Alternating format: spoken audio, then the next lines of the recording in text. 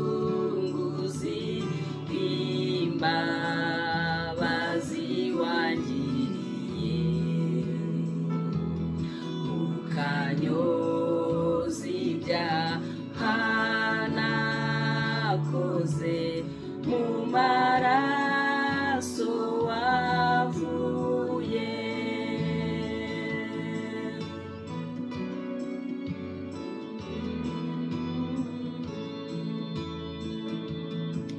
Urya mwambuzi mwabambanywe ayarabutswa aranezerwa,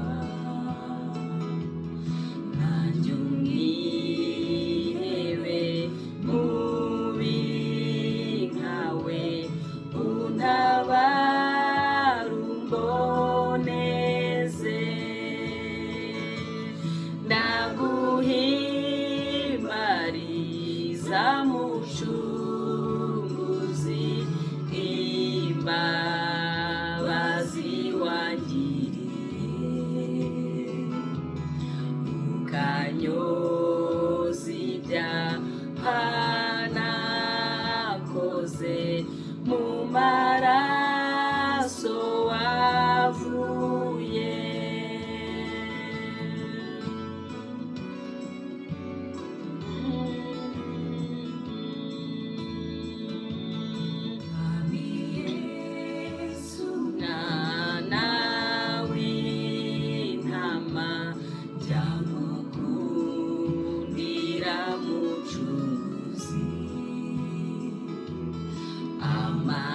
Amaraso yawe atunganye ayo watuviriye, ndaguhimbariza mucunguzi imbabazi wangiriye, ukanyoza ibyaha nakoze mu maraso wavuye.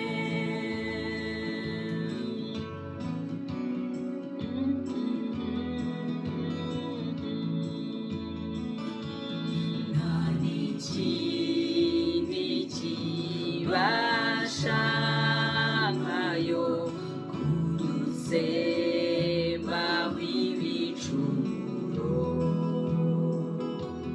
no gucungura n'abemeye kwizera umucunguzi. Ndaguhimbariza mucunguzi imbabazi wangiriye, ukanyoza ibyaha nakoze mu maraso wavuye.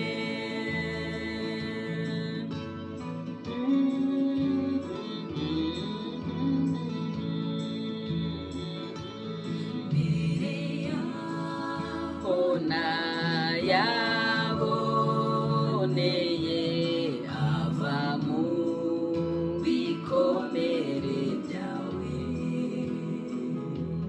nogeza urukundo wankunze, nzagushima ndinde mpfa. Ndaguhimbariza mucunguzi imbabazi wangiriye, ukanyoza ibyaha nakoze mu maraso wavuye.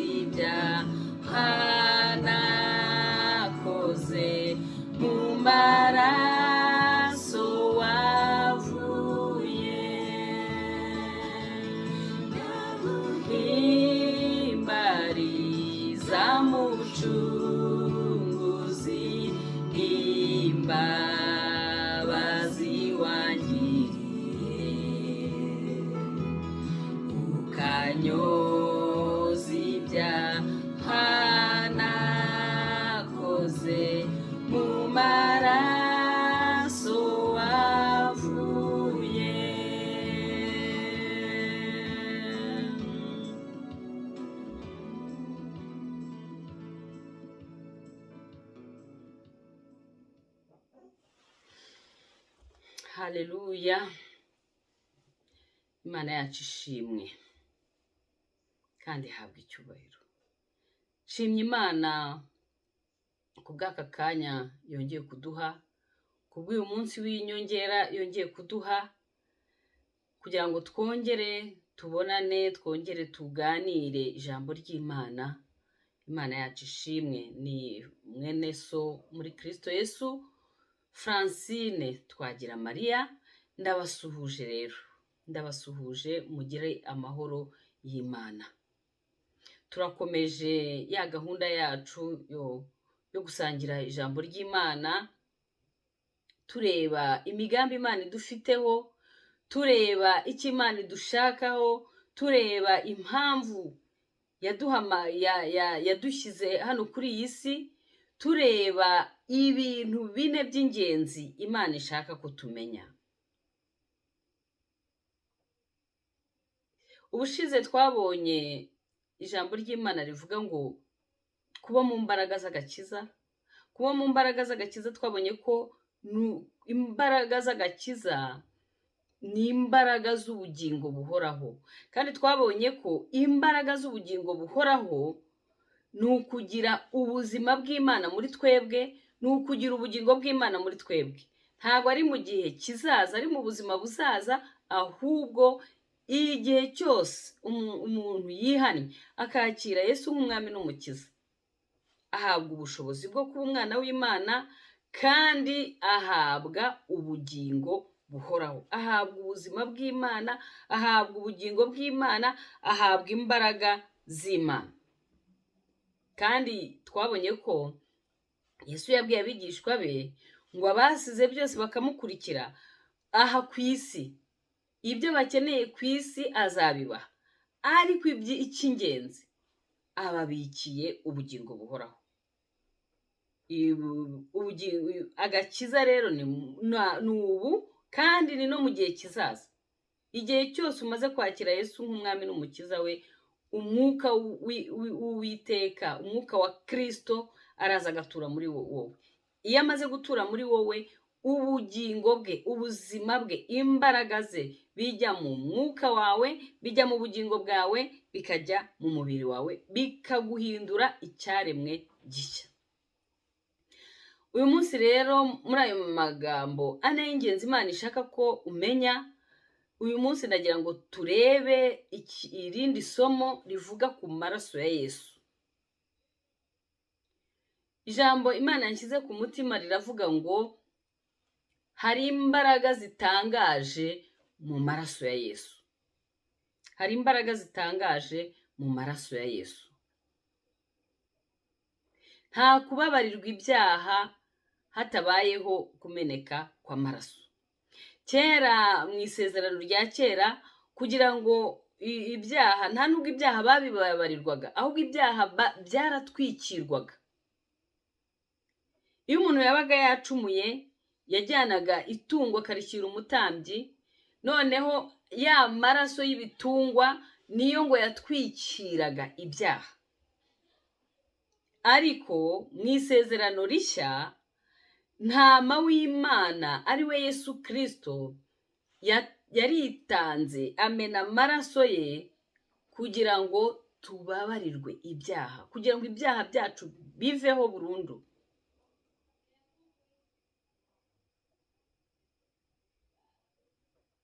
Twegerejwe amaraso ya Yesu.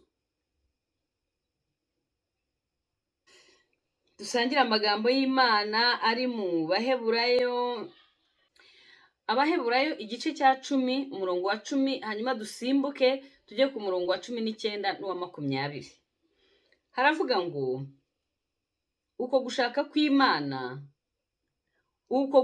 kw'Imana niko kwatumye twezwa, tubiheshejwe nuko umubiri wa Yesu watambwe rimwe gusa, kugira ngo bibe bihagije iteka ryose.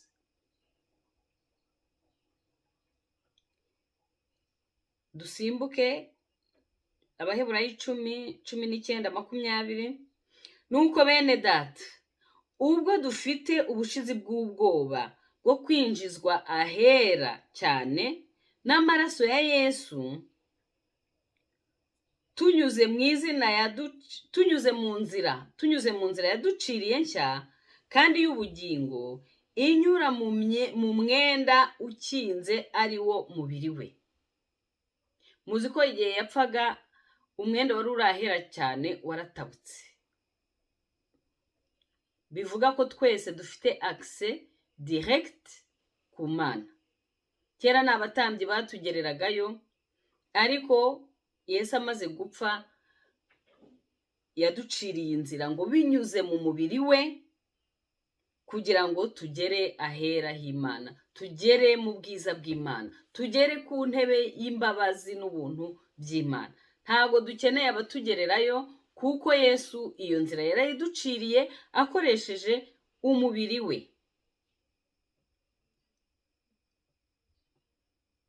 Reka nanone dusome mu Kuva igice cya 12 kuva ku murongo wa 21. Mose ahamagara abakuru bose bo mu Bisirayeli arababwira ati, nimurobanure mujyane abana b'intama uko amazu yanyu ari, muzabikire umwana w'intama wa Pasika, mwende umukamato wa ezobu, muwinike mu maraso yo mu rwabya, mumishe amaraso yo mu rwabya mu ruhamo rw'umuryango no ku nkomanizo zombi, he kugira uwo muri mwe usohoka mu nzu ye mugeze mu gitondo. Kuko Uwiteka azanyura muri mwe ajya kwica abanyegiputa, kandi nabona ayo maraso ari mu ruhamo rw'umuryango no ku nkomanizo zombi, Uwiteka azanyura kuri urwo rugi, ye gukundira umurimbuzi kwinjira mu mazu yanyu ngo abice. Kandi mujye muziririza ibyo bibe itegeko kuri mwe no kubuzukuruza banyu kugeza iteka ryose.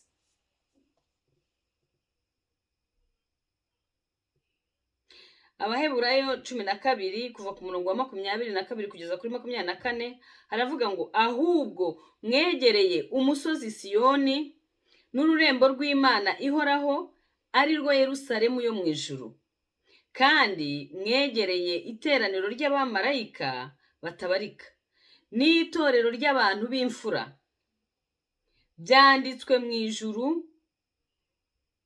mwegereye n'Imana umucamanza wa bose n'imyuka y'abakiranutsi batunganije rwose, mwegereye na Yesu umuhuza w'isezerano rishya, mwegereye n'amaraso aminjagirwa avuga ibyiza kurusha ayaberi. Haleluya.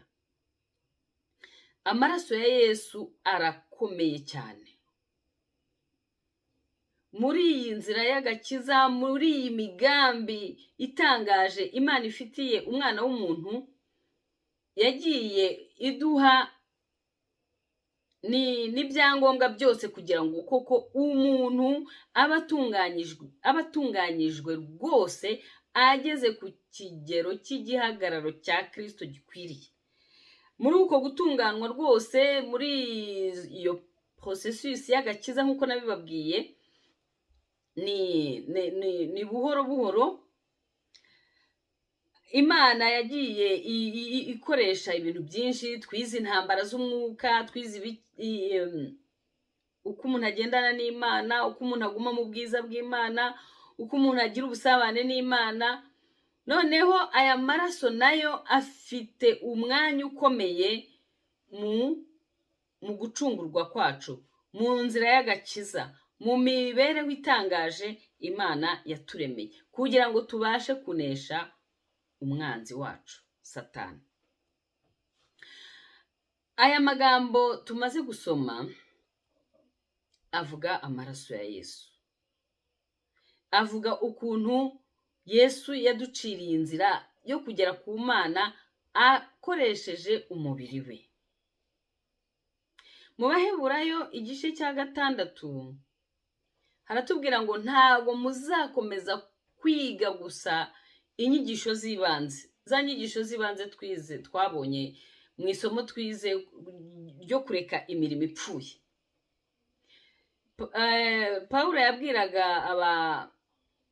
abakristu akababwira ngo ntago tuzakomeza kwiga izo nyigisho z'umubatizo, izo nyigisho z'agakiza, izo nyigisho zo kuzuka.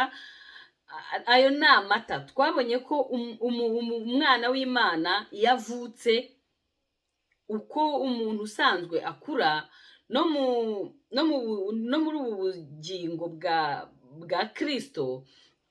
Iyo umaze kwakira Yesu nk'umwami n'umukiza, ubuvutse bwa kabiri, urabanza ukaba umwana. Hahandi Yohana yavuze ngo bana ndabandikiye, mwababariwe ibyaha byanyu, mwamenye data. Akongera akavuga ngo namwe basore ndabandikiye kuko mwanesheje umugome wa mubi.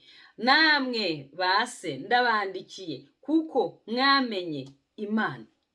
Murumva no muri iyi nzira y'agakiza harimo ibyiciro, umuntu agenda akura. Ariko hari abantu bakererwa. Muri uko gukererwa rero ntago Imana ishobora kukugaburira ibintu bikomeye. Ariko mu bwami bw'Imana harimo ibintu byinshi. Ntabwo Imana rero ishaka ko dukomeza kwiga ibintu bimwe gusa, ahubwo ibishaka ko tugira n'ubundi bumenyi bwinshi mu byayo. Ariko ntabwo ushobora ikwigisha ikurikije imyumvire yawe, ariko ibishaka ko tugira imyumvire yisumbuyeho nanone, kugira ngo yongere kwigisha ibyisumbuyeho, kugira ngo yongere kwigisha ibyisumbuyeho. Niyo mpamvu rero hari yavuze ngo cyakora Imana nibishaka izo nyigisho z'ibanze nimba mutarazisobanukirwa tuzongera tuzibigishe, ariko mwari mukwiye kwiga n'ibindi. Ku mata y'umwuka adafunguye mwagombye kugerekaho n'ibiryo bikomeye, mukagerekaho imbuto, mukagerekaho, kugira ngo mubashe kumenya iby'ubwiru bw'ubwami bw'Imana.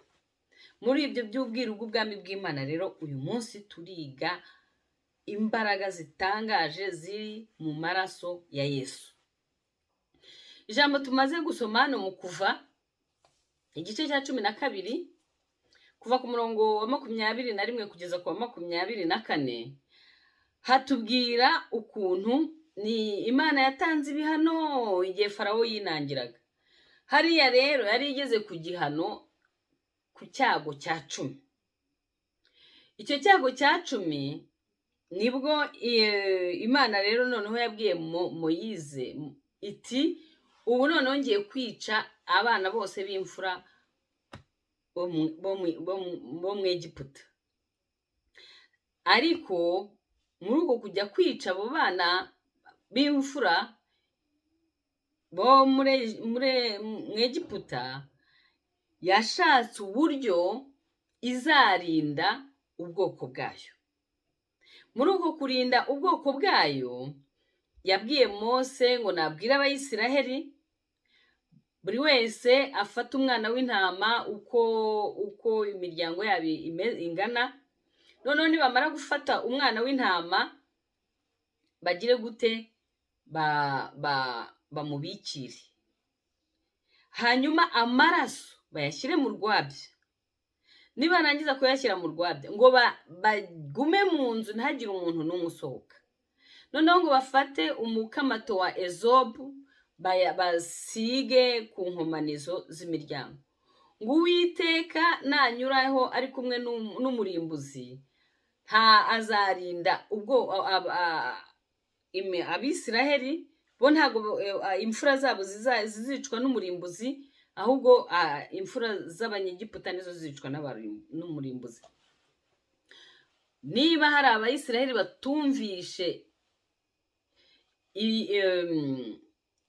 uko kuntu Imana yabayoboye, ntibasigaho ayo maraso, ubwo naho umurimbuzi yinjiyemo abana babo barapfuye. Kuko Imana bisaba kuyumvira, kandi ikintu uko yagusabye gukora ikintu akaba ariko ugikora.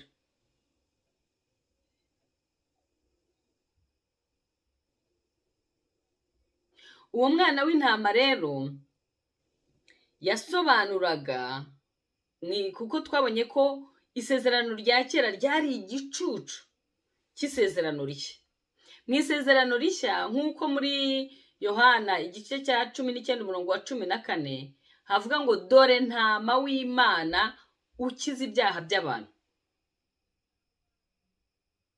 Uwo mwana w'intama bagombaga kubaga amaraso bakayashyira mu rwabya, yasobanuraga Yesu. Ayo maraso yasobanuraga Yesu.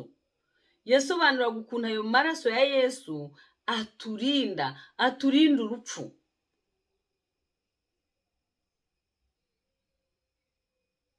Ayo maraso iyo baza kuyafata bakayarekera mu rwabya gusa, ntibakore ibyo Imana yari yategetse Moyize kubabwira ngo bayasige ku nkomanizo z'imiryango, nta kintu ayo maraso yari kuba bamariye. Yari kugumaho mu rwabya, umurimbuzi yaza akabarimbura. Icyatumye nabo batarimbukana n'abanyagiputa nuko bakoze ayo maraso, bayakoresheje icyo Imana yashakaga ko bayakoresha. N'amaraso ya Yesu rero kenshi turayavuga, turayazi, ariko ntago tuzi akamaro k'amaraso ya Yesu mu buzima bwacu bwa gikristo.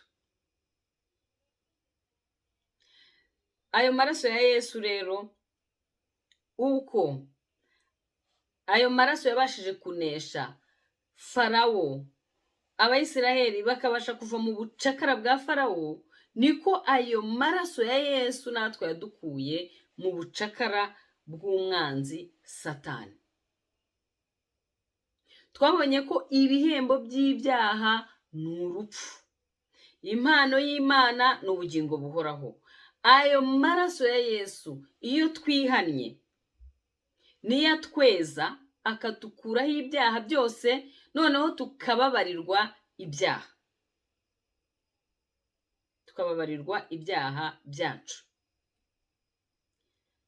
Ayo maraso akuraho, yo ntabwo atwikira, ahubwo akuraho ibyaha byacu. Ikindi, ayo maraso yaraducunguye. Yesu yacunguye ubugingo bwacu. Twari abo gucirwaho iteka, twari abo kugirirwa umujinya.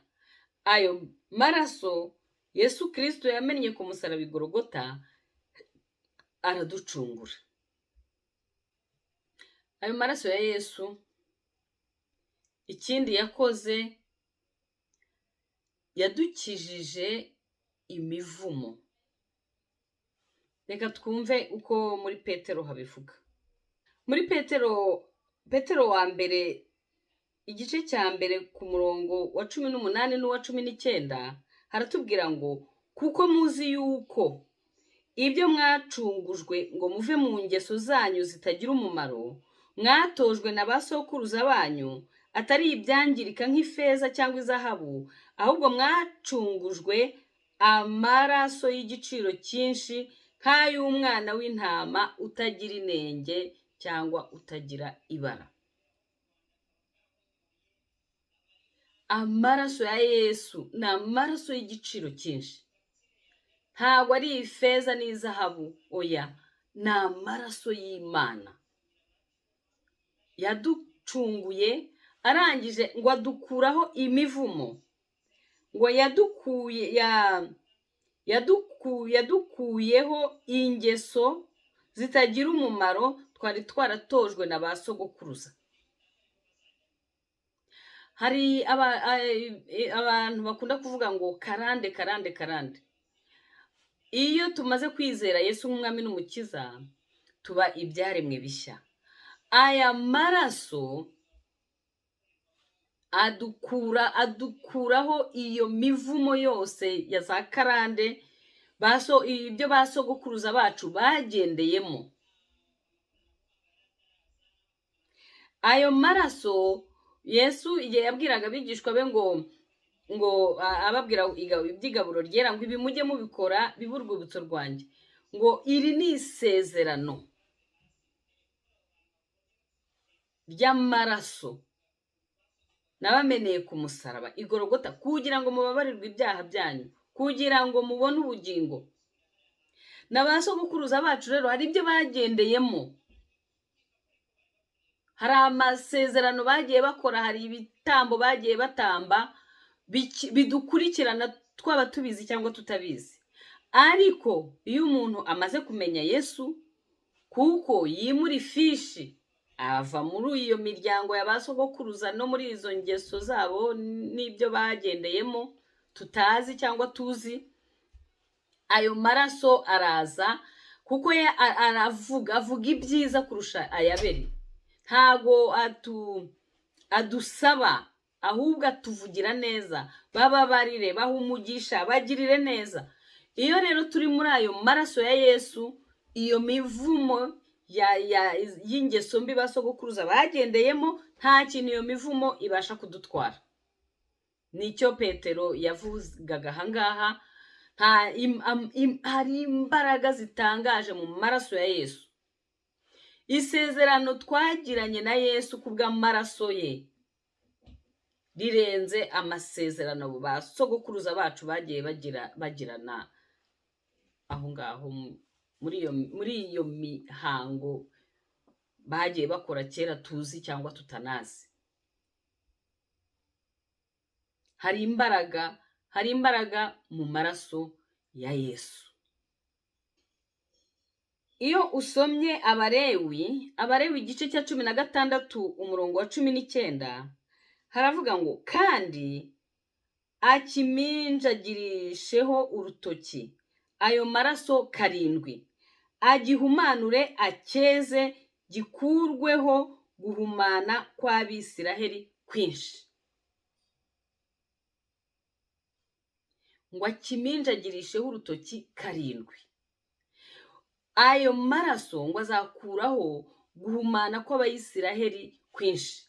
Natwe amaraso ya Yesu adukuraho guhumana kose, imyanda yose, imivumo yose, kwandura kose, guhumana kose, haba mu buryo bw'umwuka ndetse no mu buryo bw'umubiri. Hari ibintu kera twajyaga tujya, iyo Pasika yabaga yegereje, inzira y'umusaraba. Hari ahantu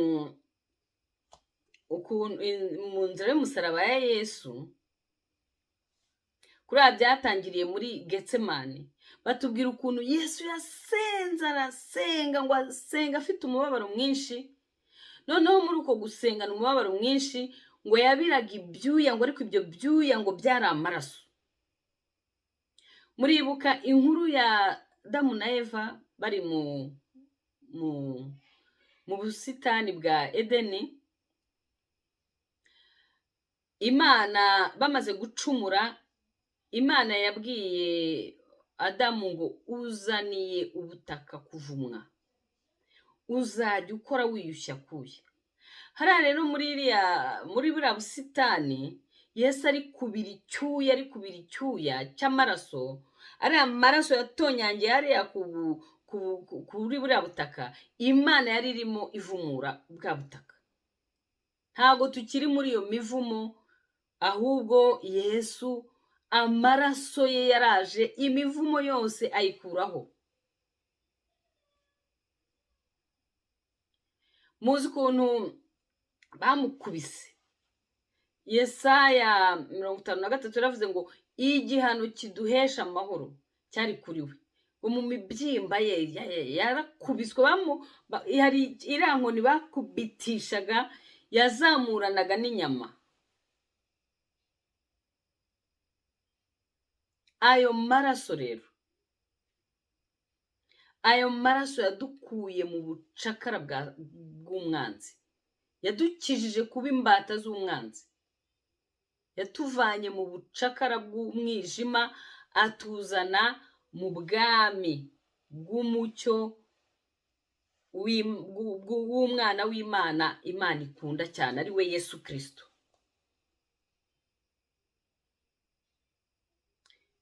Ariko biradusaba kubimenya, biradusaba kubihishurirwa, kugira ngo tumenye imbaraga zitangaje z'amaraso ya Yesu. Yesu bamubambye ku musaraba, amaboko abiri gutya, bamukubita baramupfumura ibiganza. Bamaze kumupfumura ibiganza, turi ku maraso ya Yesu, ukuntu dukuraho imivumo, ariya maraso yavuye mu biganza bya Yesu. Kwari ukugira ngo ijambo ry'Imana riravuga ngo nzaha umugisha imirimo y'intoki zawe. Imana ariya maraso ya Yesu yakuye imivumo yose umwanzi ashyira mu biganza byacu kugira ngo tutaruhira ubusa. Hari abantu mujya mwumva bavuga ngo bagira inyatsi. Amaraso ya Yesu ibiganza byacu yarabyejeje. Amaraso ya Yesu yadukijije imivumo yose y'izo nyatsi n'ibiki byose. Kuri Yesu bamupfumuye ibiganza, amaraso yavuyemo yejeje ibiganza byacu. Ahandi amaraso ya Yesu ni ku birenge bya Yesu. Muzi ko nabwo we bapfumuye ibirenge bye. Ayo maraso yo ku birenge bye yakuyeho imivumo yose ijyana n'ibyo birenge byacu.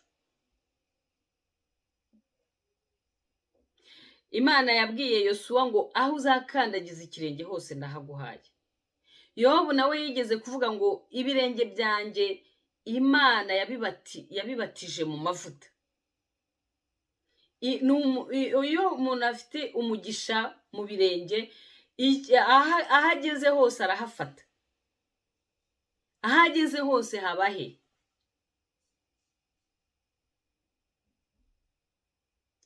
Yesu bamwambitse ikamba ry'amahwa, batsindagiramo amaraso aramanuka.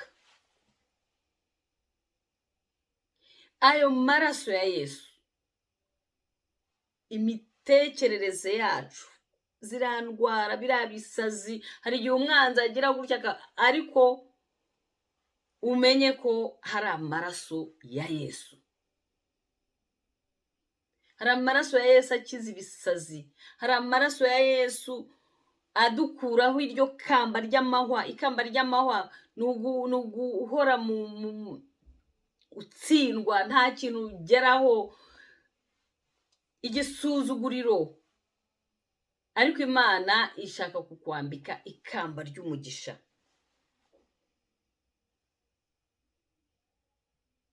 Ishaka kugira ubwenge, ugira ibitekerezo bizima.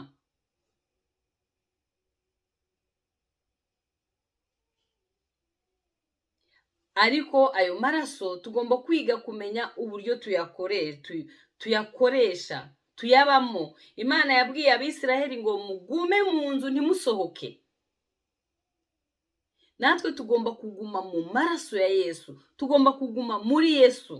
Niho aturindira, niho adukiriza.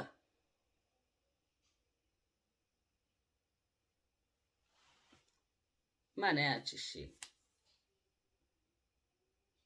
Ikimwaro, igisuzuguriro, ipfunwe, Yesu yadukuyeho iryo kamba ry'amahwa, atwambika ikamba ry'umugisha, ikamba ry'ubwiza.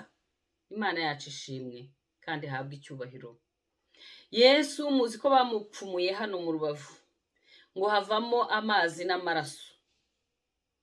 Ayo mazi n'amaraso niyo yonyine abasha kudukiza, niyo yonyine abasha kudukiza intimba, imibabaro. Ngo yita ku batagira shinge na rugero, yita ku bafite imitima ishenjaguye. Biriya bintu bidushenjagura imitima, biriya bintu bitubabaza. Aya maraso yavuye mu rubavu rwa Yesu niyo yongera komora imitima yacu, agapfuka inguma z'imitima yacu, akadukiza ibikomere by'imitima yacu, tukongera tukaba bazima, twongera tukagenda twemye. Kuko ibiduhetamisha ni byinshi, ibidukoza isoni ni byinshi, ibitumwaza ni byinshi, ariko amaraso ya Yesu ibyo byose yabikuyeho. Amaraso ya Yesu ibyo byose yabikuyeho, yadukuyeho iyo mivumo, yadukuyeho iyo mivumo, izo ndwara za karande, izo ndwara zo mu mutwe, ibyo bisazi n'ibiki. Hari amaraso ya Yesu aturinda, hari amaraso ya Yesu adukiza, kandi ayo maraso ya Yesu afite imbaraga, avuga ibyiza kurusha ayabere. Imana yacu ishimwe, Imana yacu ishimwe, kubera ko hari imbaraga zitangaje mu maraso ya Yesu. Turashima rero Imana, turashima Imana yaduhaye Yesu, turashima Imana yaduhaye Yesu akatumenera ayo maraso ku musaraba i Gologota, kugira ngo tubabarirwe ibyaha byacu, kugira ngo ducungurwe, kugira ngo iyo mivumo y'abasogokuruza bacu ituveho ku bw'isezerano ry'amaraso. Haleluya, Imana yacu ishimwe.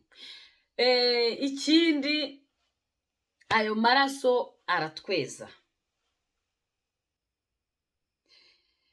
Mu Baheburayo igice cya 2 ku murongo wa 14 haravuga ngo, nuko rero nk'uko abana bahuje umubiri n'amaraso, niko nawe ubwe yahuje ibyo nabo.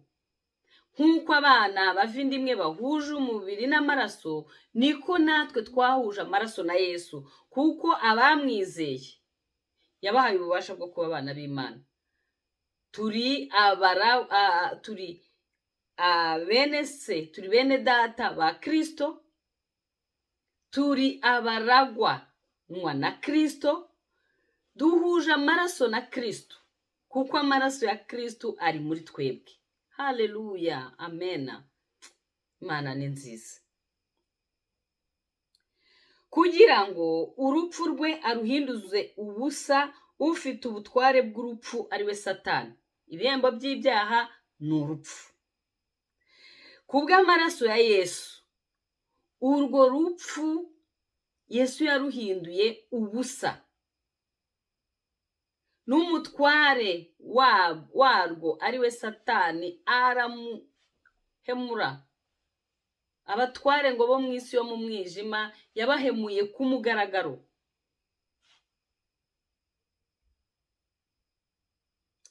Abone uko abatura abahoze mu bubata bwo gutinya urupfu mu kubaho kwabo kose.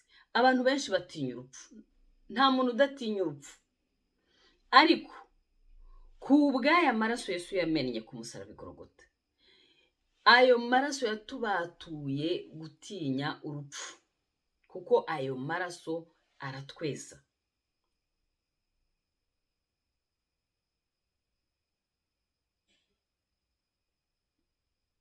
Kandi rero tuzi yuko atari abamarayika yatabaye, keretse urubyaro rwa Aburahamu. Nicyo cyatumye yari akwiriye gushushanywa na bene se kuri byose, ngo abe umutambyi mukuru w'imbabazi kandi ukiranuka mu Mana, abe n'impongano y'ibyaha by'abantu.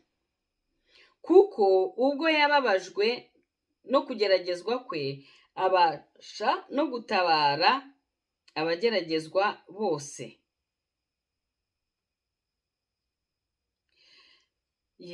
Mu Baheburayo nanone igice cya 9 umurongo wa 14 haravuga ngo, nkanswe amaraso ya Yesu Kristo witambiye Imana atagira inenge, kubw'umwuka w'iteka ntazarushaho guhumanura imitima yanyu, akayezaho imirimo ipfuye, kugira ngo mubone uko mukorera Imana ihoraho. Urumva rero amaraso ya Yesu aratweza akadutunganya. Yohana wa mbere igice cya 1 umurongo wa 7 we akomeza atubwira ati, ariko rero iyo tugendeye mu mucyo nk'uko nayo iri mu mucyo, tuba dufatanije ubwacu, kandi amaraso ya Yesu umwana wayo atwezaho ibyaha byacu. Ntago amaraso ya Yesu atwikira ibyaha byacu, ahubwo amaraso ya Yesu uko bwije nuko bukeye atwezaho ibyaha byacu buri munsi. Uko uciye bugufi ukihana, amaraso ya Yesu akwezaho ibyaha byose, bityo ukabasha kugendera mu mucyo w'ukuri. Amen. Ayo maraso ya Yesu aratweza, kandi atweza buri munsi uko bwije n'uko bukeye, bityo tukabasha kugendera mu mucyo w'ukuri.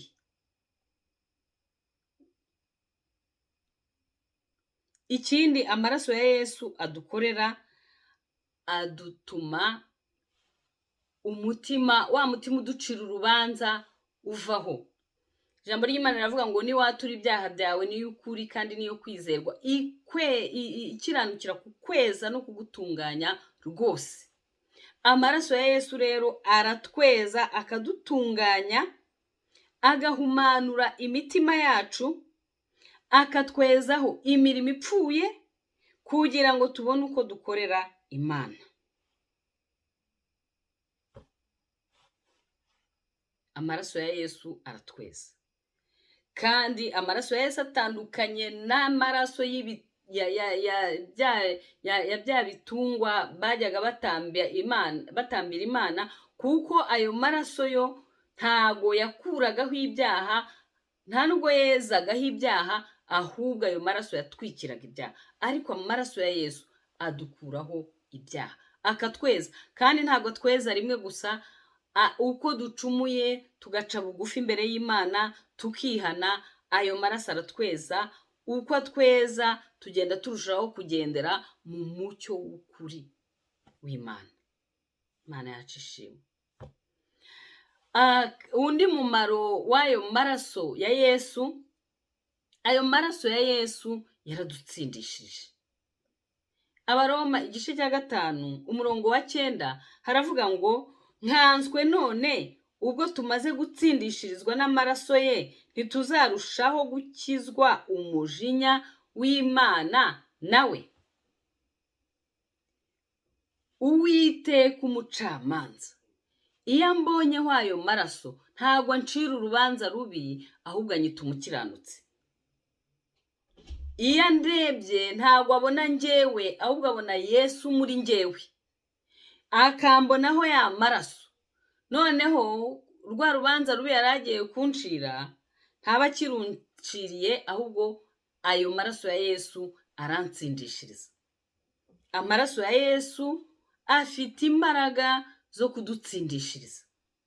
Imana Data ntiducira urubanza rubi, ahubwo ikatwita abakiranutsi. Tito 2:14 naho haravuga ngo witanze kubera twebwe, kugira ngo aturokore ubugome bwose, kandi yuhagire umuryango ugenewe kuba ubukonde bwe, kugira ishyaka ryo gukora icyiza cyose. Ayo maraso yaradutsindishirije, yatumye twitwa abakiranutsi. Iyo tumaze gutsindishirizwa, iyo tumaze kwitwa abakiranutsi, Imana iduhamagarira gukora ibyiza, kuko twaremewe kugendera mu mirimo myiza Imana yaremeye muri Kristo Yesu kera. Amen. Abakorinto ba 2 igice cya 5 umurongo wa 21 haravuga ngo kuko utigeze kumenya icyaha, Imana yamuhinduye kuba icyaha ku bwacu, kugira ngo muri we duhinduke gukiranuka kw'Imana. Yesu yaratuguraniye, yafashe ububi bwacu, yafashe ibyaha byacu, yafashe imivumo yacu, ngo yahindutse ikivume kugira ngo twebwe tube abanyamugisha. Twaraguranye, yafashe ibibi byacu arabijyana, twebwe aduha ibyiza.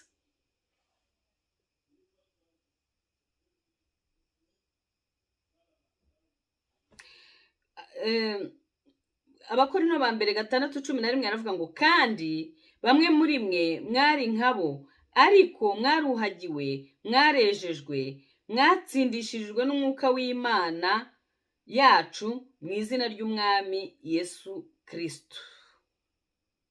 Abaheburayo bo bagakomeza bavuga igice cya 13 umurongo wa 12 akavuga ngo nicyo cyatumye na Yesu ababarizwa inyuma y'irembo kugira ngo yejeshe abantu amaraso ye. Yesu rero yaratwejeje.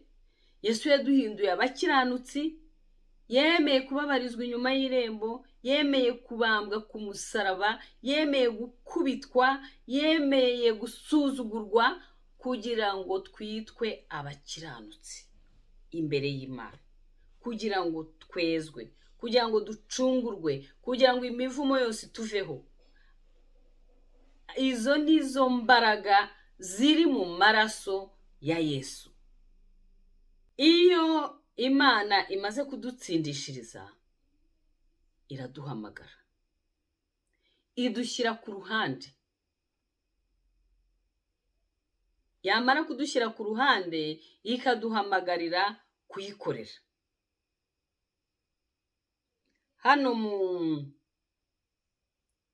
Kuva 29:1 haravuga ngo ibi aba ari byo ugirira Aroni n'abana be, ngo ubereze kunkorera umurimo w'ubutambyi, ujyane ikimasa kimwe n'amasekurume y'intama 2 adafite inenge. Ayo maraso ya Yesu yarayatumeneye kugira ngo tubabarirwe ibyaha byacu, kugira ngo ducungurwe, kugira ngo tuveho imivumo yose, kugira ngo tubabera, kugira ngo dutsindishirizwe. Ariko kwari ukugira ngo idushyire ku ruhande, itwereze umurimo wayo, itwereze kuyikorera, kuko ngo twahindutse abami n'abatambyi bo mu bwami bwe. Niyo mpamvu rero ahangaha yavuze ati ibi aba ari byo ugirira abana ba Aroni, ngo ubereze kunkorera umurimo w'ubutambyi, ujyane ikimasa kimwe n'amasekurume y'intama 2 adafite inenge. Igice cya 23 umurongo wa 25, akandi kamaro k'amaraso ya Yesu nuko amaraso ya Yesu adukiza indwara. Mu maraso ya Yesu harimo gukira indwara. Mu mibyimba ye twakize indwara. Reka tubirebe muri Petero wa mbere igice cya 2 umurongo wa 24, ukuntu amaraso ya Yesu afite imbaraga zo kudukiza ibyaha. Ubwe yikoreye ibyaha byacu mu mubiri we, abibambanwa ku giti. Yikoreye ibyaha byacu mu mubiri we, abibambanwa ku giti, kugira ngo dupfe ku byaha, duhere ko tubeho ku gukiranuka. Imibyimba ye niyo yabakijije. Hanyuma Kuva 23 umurongo wa 25 aravuga ngo kandi muzakorere Uwiteka Imana yanyu, nayo izaha umugisha umutsima wawe n'amazi yawe, kandi nzakura indwara hagati muri mwe. Twabonye ko Imana iratweza, ikadutsindishiriza. Iyo imaze kutweza no kudutsindishiriza, itwinjiza mu murimo wayo, iduhamagarira kugendera muri ya mirimo myiza yaremeye muri Kristo kera ngo tuyigenderemo. Iyo rero umaze kugendera muri iyo mirimo myiza Imana yaremeye kera muri Kristo Yesu, uko ugenda uyikorera, uko ugenda ubana nayo, ngo izaha umugisha umutsima wawe, izaha umugisha amazi yawe, kandi izakura indwara hagati muri wowe. Imana yacu ishimwe. Murumva rero hari imbaraga mu maraso ya Yesu. Ayo maraso ya Yesu avuga ibyiza kurusha yaberi. Ayo maraso ya Yesu yakoresheje umubiri we utubera inzira. Inshuro imwe gusa bikaba bihagije itugeza kuri data.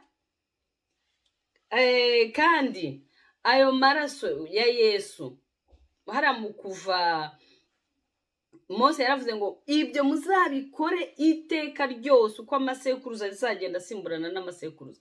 Amaraso ya Yesu tugomba kuyakoresha, tukayabamo, tukayihishamo, tukayahamagara, akadutwikira, agatwikira abacu iteka ryose. ni nayo mpamvu hariya yasabye abigishwa bati ibi mujye mubikora bibe urwibutso rwanjye. Tuzabyiga nabyo turebe akamaro k'igaburo ryera, tuzabireba. Tumaze rero kubona amaraso ya Yesu, twabonye ukuntu afite imbaraga. Hari imbaraga zitangaje mu maraso ya Yesu. Amaraso ya Yesu niyo yatumye tubabarirwa ibyaha byacu. Amaraso ya Yesu niyo yaducunguye. Amaraso ya Yesu niyo yadukuyeho imivumo. Amaraso ya Yesu niyo atweza rwose. Amaraso ya Yesu niyo adutsindishiriza. Amaraso ya Yesu niyo atuma dukira indwara. Kandi iyo twejejwe n'amaraso ya Yesu, duhamagarirwa kugendera muri ya mirimo myiza Imana yaduhamagariye. Ya mirimo myiza yaremeye kera muri Kristo Yesu kugira ngo tuyigenderemo. Imana rero ishimwe kandi habwe icyubahiro. Yesu yamennye amaraso ku musaraba i Golgotha. Yayamennye hariya muri Getsemani. Yagiye yamena ni ukugira ngo iyo mivumo ibashe amaraso ya Yesu rero afite imbaraga zitangaje, ariko birasaba ko tumenya kuyakoresha. Mu byahishuwe igice cya 12 umurongo wa 11 haratubwira ngo nyamara bo bamutsindishije amaraso ya ntama n'ijambo babereye abahamya, bemeye guhara amagara yabo kugeza ku rupfu. Hari imbaraga, hari ukunesha mu maraso ya Yesu. Hari imbaraga, hari ukunesha mu maraso ya Yesu.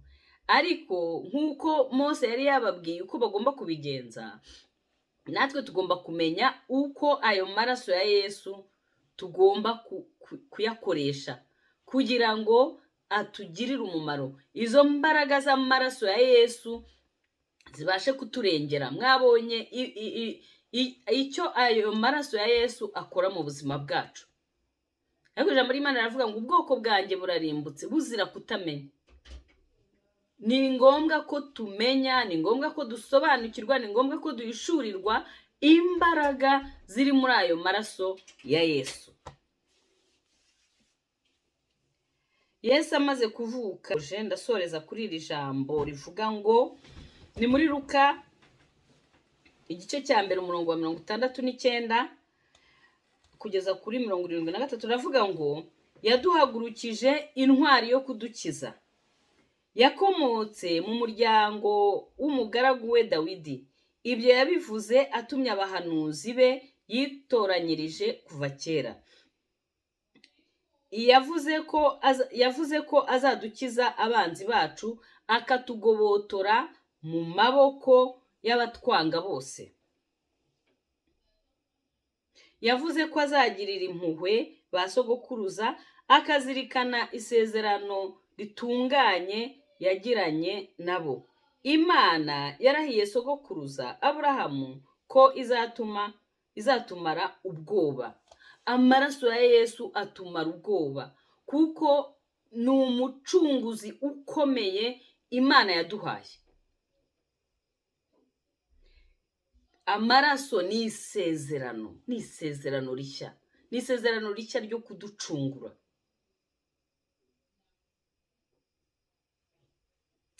Imana rero ishimwe ko yaduhaye ayo maraso ya Yesu. Imana ishimwe ko yaducunguje ayo maraso y'igiciro. Niko Petero yavuze, ni amaraso y'igiciro.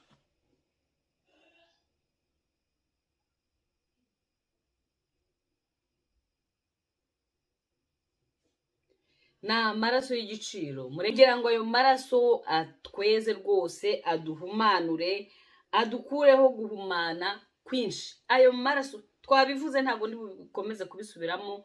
Ayo maraso ndakuhamagarira mwene data, muvandimwe, kwinjira muri ayo maraso, kwizera ayo maraso, kwizera imbaraga z'ayo maraso, kandi ukayakoresha nk'uko ijambo ry'Imana ribivuga. Ayo maraso aratweza, ayo maraso niyo atuma tubabarirwa ibyaha byacu, ayo maraso niyo yaducunguye, ayo maraso niyo yadukuyeho imivumo yose y'ingeso mbi y'ibyo ba sogokuruza bakoze. Ayo maraso niyo yadutsindishiriza, ayo maraso niyo yadukiza indwara, ayo maraso niyo atuma tubasha kwinjira mu murimo w'Imana, kuko iyo dukijijwe dukizwa kugira ngo dukore. Nta bushomeri mu bwami bwa data. Abarimo bose bagomba kuba abakozi. Yaduhamagariye kuba abami n'abatambyi bo mu bwami bwe. Imana rero idufashe, iduhe guhishurirwa, iduhe gusobanukirwa imbaraga ziri muri ayo maraso, umumaro uri muri ayo maraso. Reka dusenge. Mana yacu, turagushimye ko waduhaye Yesu akamena amaraso ye ku musaraba i Golgota, kugira ngo ayo maraso adukure mu rupfu, adukure mu bubata bw'ibyaha, adukureho imivumo y'ingeso mbi ba sogokuruza bagenderagamo, kugira ngo atweze, bityo tugendere mu mucyo w'ukuri. Ayo maraso aradutsindishiriza, kuko ngo iyo tubonyeho ayo maraso ntabwo ducira urubanza rubi, ahubwo twita abakiranutsi. Ayo maraso aratweza, agatuma tubasha kuba abami n'abatambyi bo mu bwami bwawe. Ayo maraso atuma dukira indwara. Mana ushimwe ku bw'ayo maraso, mu izina rya Yesu, amen.